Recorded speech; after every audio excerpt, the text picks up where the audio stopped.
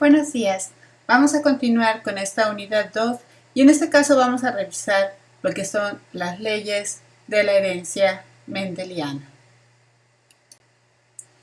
Las leyes de la herencia mendeliana reciben este nombre de Gregor Mendel, que es el fraile que aparece en esta fotografía.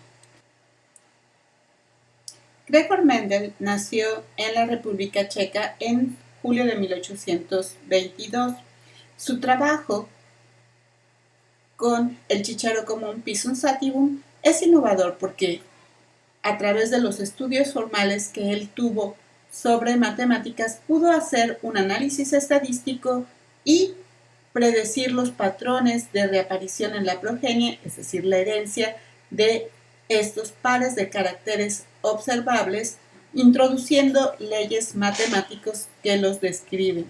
Sus trabajos se publicaron entre 1866 y 1869 y se redescubrieron en 1910 cuando se le da el sobrenombre del padre de la genética moderna. En este caso es importante subrayar que esta característica de poder hacer análisis matemáticos y predicciones es lo que hace el trabajo de Mendel completamente diferente a el trabajo de sus antecesores. El trabajo de Mendel es muy robusto porque estudió 7 caracteres y descubrió que los patrones de herencia para estos caracteres eran constantes. Cuando nos referimos a un carácter, nos referimos a alguna característica en particular que podemos observar. En este esquema podemos ver que estas están relacionadas con las flores del chícharo, con los mismos chícharos, las semillas o los frutos, que son las vainas, así como en el tamaño del tallo, que puede ser, para estos casos, largo o corto. Estos caracteres tienen una herencia del tipo dominante, lo que quiere decir que el carácter se va a expresar de la misma manera en un homocigoto dominante como en un heterocigoto. Para el caso del tallo, el carácter dominante es el tallo largo y el recesivo el tallo corto.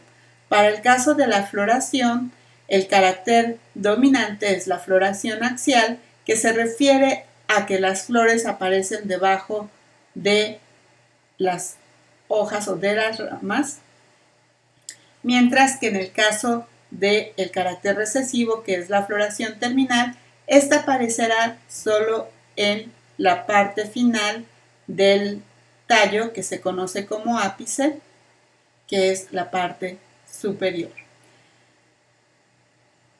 Para el caso del carácter, que es el color de los pétalos de las flores, tenemos 2 formas de expresarse, que es el color púrpura o el color blanco, siendo el color púrpura el dominante. Para la forma de los frutos, tenemos lo que son las vainas hinchadas, en las cuales no es posible observar dónde están las semillas, siendo este el carácter dominante, y el carácter recesivo, que es la vaina hendida, que presenta en el margen del fruto compresiones que nos permiten identificar dónde se encuentran las semillas. Dentro de otro carácter del fruto tenemos el color que éstas presentan al madurar, cuando no han madurado todavía. Y estas pueden ser verdes como el color dominante o amarillo como el color recesivo. Y finalmente, los 2 caracteres de los que se han difundido más las leyes de Mendel son para la textura de la semilla, que puede ser lisa como un carácter dominante o rugosa como un carácter recesivo, y el color de la semilla amarillo como el carácter dominante o verde como el carácter recesivo. En esta tabla se resume el experimento de Mendel. En la columna de fenotipo parental tenemos al fenotipo dominante. Para el caso de los caracteres de la semilla, tenemos en el carácter de la textura a la semilla lisa. Para el carácter del color de la semilla, tendríamos como carácter dominante al color amarillo. Para el color de los pétalos de las flores, tendríamos como carácter dominante al púrpura.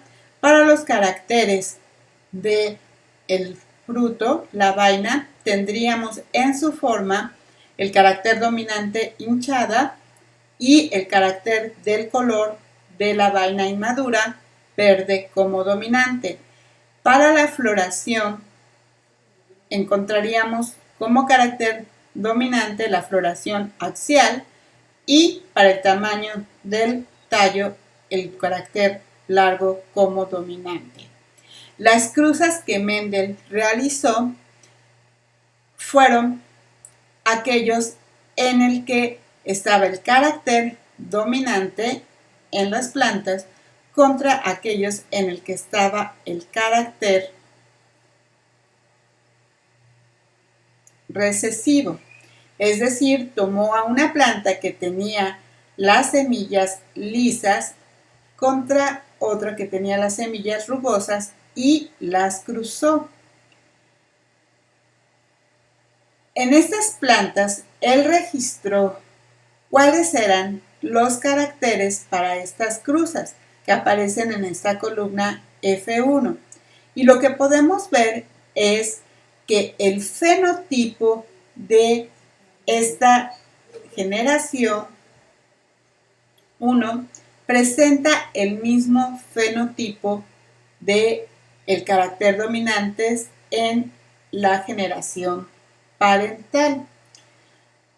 Cuando Mendel realiza las cruzas entre estos individuos de la generación F1, lo que obtiene es una combinación de plantas que mayoritariamente presentan los fenotipos dominantes. En esta columna de la F2 podemos ver que la mayor parte de las plantas presentaban semillas lisas, semillas amarillas, flores púrpuras, vainas hinchadas, vainas verdes como coloración cuando estaban inmaduras, las flores axiales y los tallos largos. Y presentan en menor proporción la característica recesiva. Cuando Mendel analiza estos datos, se da cuenta que las relaciones que se presentan en la generación que viene de la cruza de las F1, la generación F2, son cercanas a una proporción de 3 semillas lisas por cada rugosa que se presentan, 3 semillas amarillas por cada semilla verde que se presentan, aproximadamente 3 flores púrpuras por cada una de las blancas que se presenten, 3 vainas hinchadas por cada una que se presente hendida, 3 vainas verdes comparadas con una amarilla cuando son inmaduras, 3 flores, plantas que tienen flores axiales comparadas con una que tenga flores terminales y 3 plantas que tienen tallos largos comparadas con una que tiene tallo corto. Es decir, encuentra que recurrentemente hay una relación de 3 individuos con fenotipos dominantes y un individuo que presenta este fenotipo recesivo en la generación 2. De estos análisis, Mendel describe sus 3 leyes. La primera, que se conoce como la herencia particulada, nos dice que el fenotipo de algunas características está completamente ausente en la generación F1, pero va a reaparecer en su forma original en la cuarta parte de las plantas F2. Es decir, que hay partículas que ahora conocemos como alelos que están en el genotipo de los individuos, aunque no se expresen en su fenotipo. Y como el carácter que él estudió es dominante, a esta ley de la herencia particulada se le conoce también como la ley de la dominancia. Es decir, que las características heredadas están determinadas por alelos dominantes y alelos recesivos. Estos alelos son dominantes o recesivos independientemente de que sean heredados por vía materna o paterna. Y esto es importante porque aunque ahora comprendemos que tanto los padres como las madres dan un alelo a sus hijos, en el tiempo en que vivía Mendel, había teorías que planteaban que los caracteres que se iban a expresar eran aquellos que venían del padre o de la madre.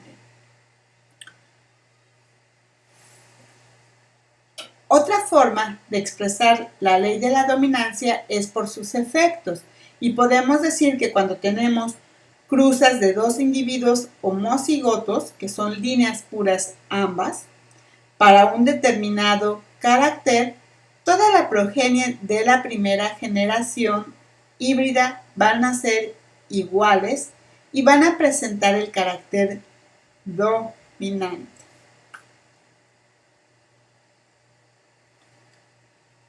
En este caso, en la ilustración, tenemos a las dos líneas puras de plantas de guisantes, las amarillas contra las verdes, y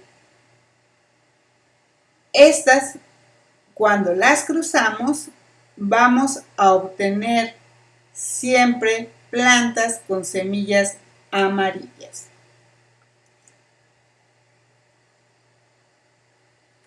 Podemos ver en este esquema de las cruzas a una planta que tiene el fenotipo amarillo y a otra que tiene el fenotipo verde. Fijémonos ahora solo en los colores y para la notación genética pensemos que el gen del que estamos hablando es el gen A, en el que el alelo A mayúscula codifica para amarillo y el alelo A minúscula codifica para color verde. El resultado de esta cruza es un individuo que presenta semillas de color amarillo, pero que en su genotipo tiene a ambos alelos, el A mayúscula y el A minúscula. Por lo tanto, tiene la información para producir semillas de color amarillo o semillas de color verde. La segunda ley de Mendel, que plantea Mendel, es la ley de la segregación de caracteres y lo expresa de la siguiente forma. Un carácter hereditario se transmite como una unidad que no se combina, no se diluye o se pierde. Los caracteres se segregan al pasar de una generación a otra. Esta ley se refiere a que el carácter está codificado en uno de los alelos y estos no se van a combinar, no se van a diluir o no se van a perder, es decir, pasan con toda su información de una generación a la otra. Y al hablar de segregar, decimos que estos se dividen, que nuestra madre nos va a dar uno de estos alelos y nuestro padre nos va a dar otro. Quiere decir que los progenitores machos dan una de estas partículas uno de estos caracteres hereditarios a su hijo y las hembras dan el otro. La forma en que esta ley se ve la encontramos en este diagrama. Pensemos ahora que estos híbridos que contienen las dos partículas, las dos copias de un gen con alelos diferentes, van a cruzarse. Cuando tenemos esta cruza, cada uno de los alelos pasa a uno de los gametos que se van a formar. Pensemos, por ejemplo, que en las columnas tenemos a cada uno de los óvulos que forman a las plantas y en cada uno de los renglones tendríamos a cada uno de los granos de polen que van a fecundar a estos óvulos. Como la planta tiene al alelo A mayúscula y al alelo A minúscula, los óvulos que se van a formar van a ser o contener a uno de los alelos. Va a haber óvulos que contengan al alelo A mayúscula y óvulos que contengan al alelo A minúscula. Mientras que para los granos de polen pueden llevar la información para semillas de color amarillo o semillas de color verde. En estas cruzas entre óvulos con alelos A mayúscula y alelos A minúscula, con granos de polen que contengan los alelos A mayúscula o A minúscula, los resultados posibles son los que vemos en la esquina superior izquierda, en la cual representamos a nuestro homocigoto dominante, que tiene los dos alelos A mayúscula, los alelos que están en la esquina inferior izquierda y en la esquina superior derecha, que contienen nuevamente un alelo A mayúscula y un alelo A minúscula, que son nuestros heterocigotos, pero que fenotípicamente son dominantes, es decir, presentan el color amarillo. Y en la esquina inferior derecha tenemos al individuo que tiene los dos alelos A minúsculas y que ahora sí expresa el color verde, que es el recesivo.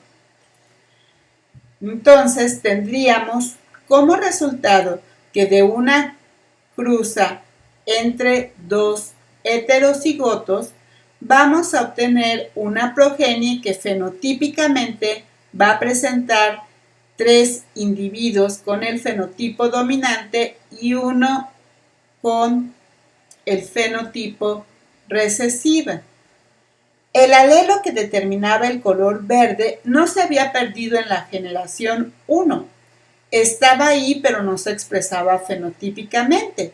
Y se vuelve a manifestar en la generación F2 porque los caracteres recesivos solo se pueden expresar fenotípicamente cuando están en forma de heterocigotos para los caracteres que presentan dominancia como el mecanismo de herencia.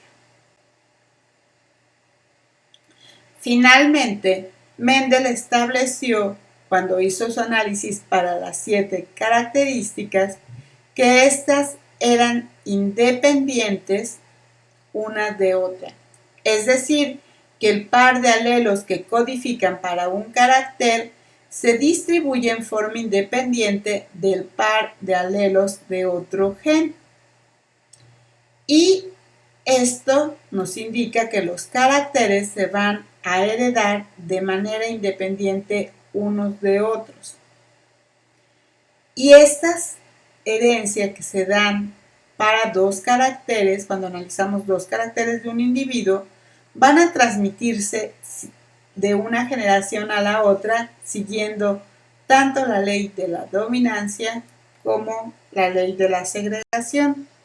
El ejemplo que más se ha analizado, como les había comentado, es la forma que tiene la textura de los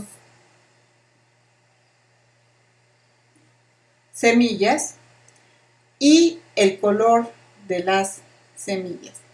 En el diagrama podemos ver a las semillas que tienen una textura lisa y el color amarillo. Nuevamente, si identificamos al gen del color como el gen A y al gen que nos da la textura como el gen B, podríamos ver que de esta cruza hay 16 diferentes genotipos, dependiendo de cómo estén combinados en estos genotipos los alelos dominantes y recesivos. Podríamos observar 4 fenotipos diferentes. Estos 4 fenotipos diferentes son aquellos que tienen el fenotipo dominantes para los dos caracteres, es decir, semillas amarillas para el primer carácter, que es el color, y semillas lisas, que es el carácter dominante para el segundo carácter, que es el de la textura de las semillas. Tenemos también al genotipo, que está representado en la esquina inferior derecha, que es el que presenta el fenotipo recesivo, que en este caso serían semillas con textura rugosa y coloración verde. Tenemos también entre los que presentan un carácter homocigoto para algunos de los genes, las semillas que tienen, por ejemplo, el carácter dominante para el color, que son todas las que están en la intersección de la segunda columna y el segundo renglón. Podemos ver semillas de color amarillo y textura rugosa, y finalmente aquellas que presentan al carácter recesivo para el segundo carácter, que son, para el primer carácter, que son aquellas semillas de color verde con la característica dominante para el segundo carácter, que sería la semilla lisa. La forma en que estas características fenotípicas se van a distribuir en la segunda generación están dadas por un cociente de 9, 3, 3 y 1 de las 16 formas posibles para nuestros genotipos. 9 plantas van a presentar, 9 de cada 16 plantas van a presentar el fenotipo dominante, es decir, van a tener semillas de color amarillo y textura lisa. 3 van a presentar el carácter dominante para el primer carácter que estemos analizando, es decir, van a presentar el color amarillo, y el carácter recesivo para el segundo carácter, en este caso la textura rugosa. Otras 3 de cada 16 plantas presentarán el carácter recesivo para la primera característica, es decir, el color verde, y el carácter dominante para la segunda, la textura lisa.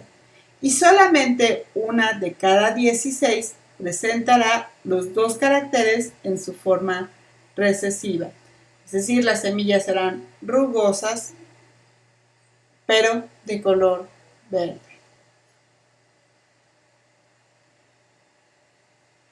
Esta ley de la herencia independiente de caracteres, por lo tanto, nos predice que en la generación F2 se van a obtener plantas que fenotípicamente van a presentar a ambos fenotipos dominantes, en su mayoría, 9 de cada 16 plantas.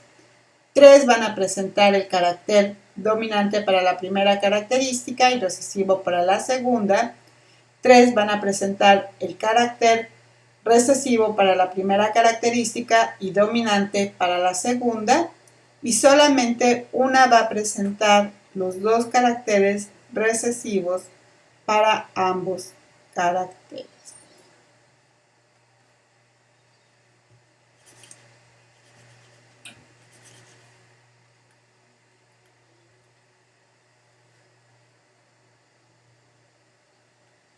Aunque Mendel explicó o propuso todas estas leyes con base a características que solo tenían dos alelos, sabemos que estas pueden aplicarse a el caso de caracteres que tengan más de dos formas de expresarse. En este caso, los caracteres que tienen más de dos copias de los alelos se conocen como alelos múltiples, y estos alelos múltiples hacen que los organismos tengan para un solo carácter múltiples formas de presentarse. Estos caracteres pueden tener una jerarquía de dominancia, es decir, un alelo puede ser dominante sobre el otro, pero también podrían tener una herencia codominante, es decir, pueden expresarse al mismo tiempo en los individuos que sean heterocigotos. Y para explicar este concepto en el cual tenemos más de un alelo, el carácter que ha sido más estudiado y que forma parte de los ejemplos que se presentan en los libros de texto de genética es el de los grupos sanguíneos. Los grupos sanguíneos de los que hablamos son el A, B y O. En este cuadro podemos ver en la representación cuáles son los fenotipos posibles en las columnas. Así tenemos al grupo A, grupo B, grupo AB y grupo O. Estos están determinados por la producción de antígenos que vemos en el último renglón. El grupo A se caracteriza por la presencia del antígeno A que rodea a los eritrocitos, como vemos en el primer renglón. El grupo B se caracteriza por la presencia del antígeno B, el grupo AB por la presencia conjunta del antígeno A y B, y el grupo O por la ausencia de antígenos alrededor de las células rojas de la sangre. Estos antígenos están acompañados también por la producción de anticuerpos en el plasma de la sangre. Para el grupo A tenemos la presencia de los antígenos anti-B. Para el grupo B, la presencia de los antígenos anti-A. En el grupo AB no se produce ningún anticuerpo y en el grupo O se producen tanto antígenos anti-A como antígenos anti-B. Esta presencia de los anticuerpos hace imposible que se puedan hacer donaciones entre los grupos A, B y el grupo O. Sin embargo, es posible que el grupo AB reciba sangre de otros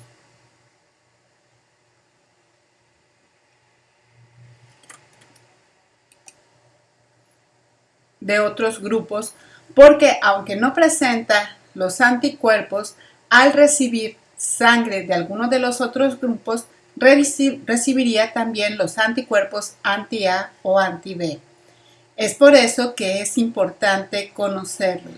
Las transfusiones sanguíneas deben de hacerse entre los mismos grupos. Los O donan al grupo O. Los grupos AB son donadores solamente para los grupos AB. Los grupos B solamente para los grupos B y los grupos A solamente para los grupos A. Esto está determinado por la presencia de los anticuerpos. El fenotipo, cabe recalcar, está relacionado no con los anticuerpos, sino con los antígenos que vemos en el último renglón. Como les comenté anteriormente, todos los caracteres tienen una base genética y esta genética está dada por las enzimas que producen las proteínas que determinan estos antígenos. Y en este caso, la enzima que produce los antígenos A y B es la galactosiltransferasa. Los alelos A y B del tipo sanguíneo se producen por la alfa o A galactosiltransferasa y la beta galactosiltransferasa o B galactosiltransferasa respectivamente. Las enzimas A y B galactosiltransferasa difieren tan solo por 4 aminoácidos. Quiere decir que hay 4 mutaciones que cambiaron a los aminoácidos que conforman a esta enzima. Y esto hace que una produzca el antígeno que es del tipo A y otra produce el antígeno de tipo B. El grupo O se caracteriza por la ausencia de antígenos y esto es porque la enzima galactosiltransferasa, aunque está presente, no es funcional. Esto quiere decir que no efectúa los cambios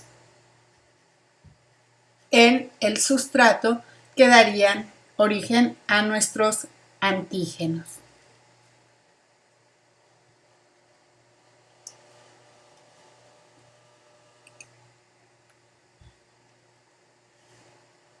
Quiero recalcar también que cuando tenemos enzimas que no son funcionales,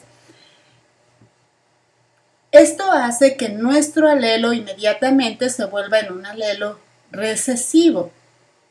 Esto se debe a que si, por ejemplo, heredamos las mutaciones que hacen que la galactosiltransferasa no sea funcional de nuestra madre o de nuestro padre, pero recibimos una que sea funcional por parte de nuestro otro progenitor, esa enzima que es funcional va a producir los antígenos.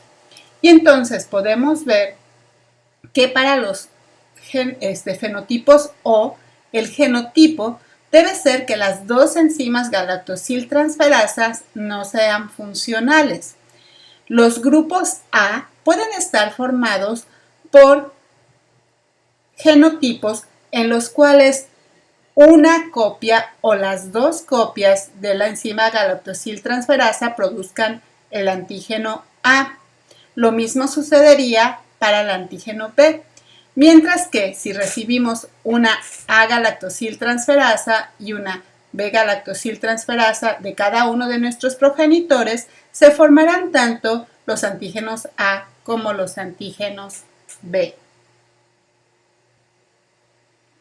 Esto hace que tengamos tres formas alélicas: la forma alélica A, la forma alélica B y la forma alélica A. Los alelos A y B son codominantes porque ambas enzimas son funcionales y cuando están presentes hacen que estén presentes los dos productos. Cada uno de ellos codifica la síntesis de una proteína específica que se va a localizar en la superficie de los glóbulos rojos, los antígenos A y los antígenos B. La forma alélica O es recesiva con respecto a los alelos A y B porque la enzima no es funcional, pero si estuvieran presentes las enzimas funcionales, solamente se expresaría el fenotipo.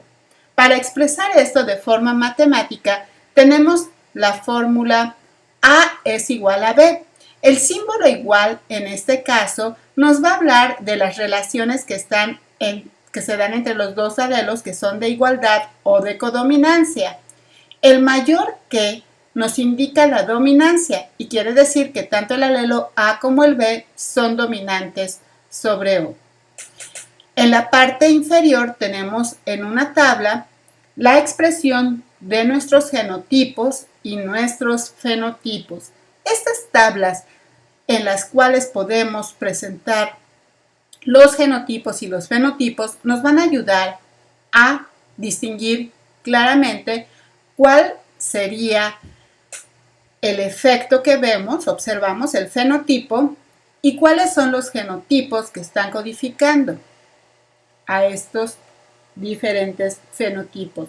Y para resolver problemas en genética es una buena manera de tener presentes siempre cuáles serán los fenotipos para nuestros diferentes genotipos.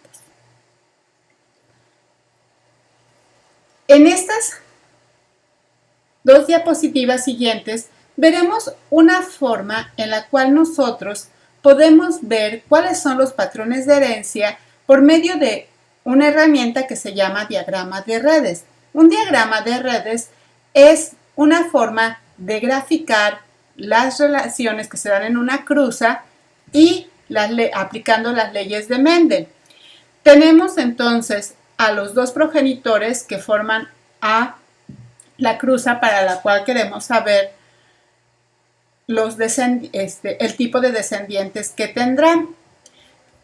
La madre es una mujer que tiene un fenotipo AO y que presenta el genotipo AO. El padre es un individuo que tiene un genotipo B y el genotipo es BO. Están presentes tanto el alelo B como el alelo O. Cuando pensamos en la cruza hay que recordar que estos individuos van a producir los gametos sexuales. Los óvulos van a ser en su mitad óvulos con alelos A y la otra mitad serán óvulos con alelo O. Para el caso del padre se producirán espermatozoides, la mitad con el alelo B y la otra mitad con el alelo O. Si pensamos ahora en la fecundación de los óvulos por los espermatozoides, veríamos que esos espermatozoides B pueden fecundar óvulos A, dando origen a individuos AB. Cuando fecundan a los óvulos con el alelo O, nos darían origen a individuos con el genotipo BO. En el caso de los espermatozoides que fecunden a óvulos con alelos A, tendríamos la presencia de individuos AO y para el caso de que estos espermatozoides fecunden al óvulo O, tendríamos individuos OO. Si pensamos ahora en las proporciones en las que se pueden dar, lo que tenemos que hacer es recordar que si tenemos la mitad de estos óvulos, la probabilidad de que sean fecundados por un espermatozoide debe de ser la multiplicación de la proporción en la que se presenta el espermatozoide y los óvulos. Es decir, esta mitad de óvulos A pueden ser fecundados solamente en su mitad por espermatozoides con alelo B y la otra mitad por espermatozoides con alelo O. Como 0.5 por 0.5 es 0.25, una cuarta parte de la descendencia tendrá la combinación AB y otra cuarta la combinación AO. De esta forma, tendríamos que los individuos que nazcan de esta cruza serían hijos o hijas con el fenotipo AB en una cuarta parte, otra cuarta parte con el fenotipo A con un genotipo AO, una cuarta parte con el fenotipo B y genotipo BO y una cuarta parte con el genotipo O. De igual manera, podríamos ver cuáles son los resultados para las cruzas entre individuos O e individuos A.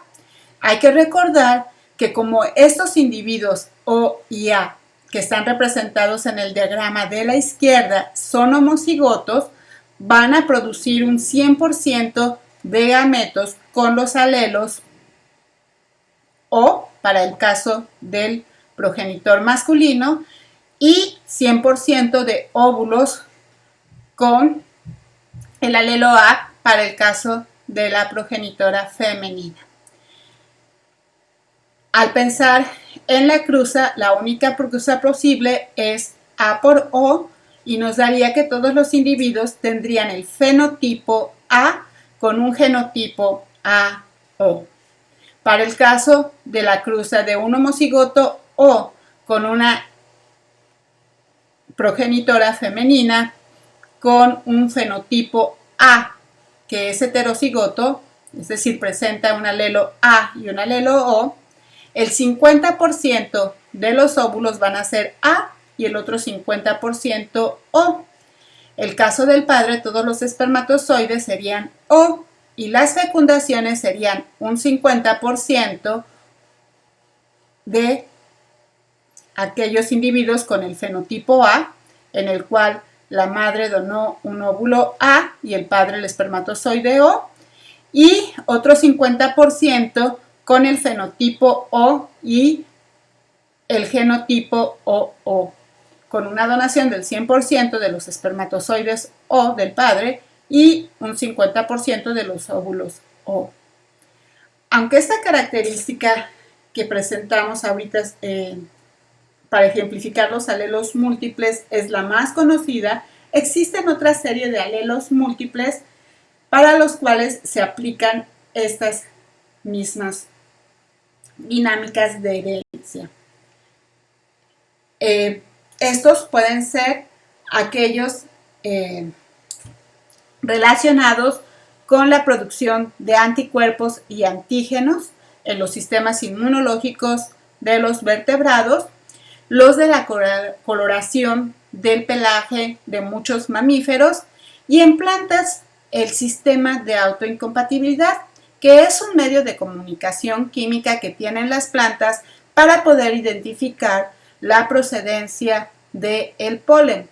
En este diagrama, en la parte inferior de la izquierda, podemos ver cómo el pistilo de una madre que tiene un genotipo S1, S2, inhibe el crecimiento de polen que tenga los mismos alelos. Esa misma madre podría dejar crecer a los granos de polen que produzca un padre que tenga un genotipo S1, S3. Inhibiría los de S1, pero dejaría crecer aquellos gametos que tengan el S3 y sería totalmente compatible con un individuo que tenga alelos S3 y S4. Cuando me refiero a la inhibición, habría que recordar que a diferencia de los animales, la fecundación en las plantas requiere que el grano de polen que llega a los pistilos elongue algo que conocemos como tubo polínico. Este tubo polínico lo podemos ver en esta fotografía como estas líneas fluorescentes azules que viajan a través del pistilo hasta llegar a los óvulos que vemos en la imagen como estos puntos brillantes.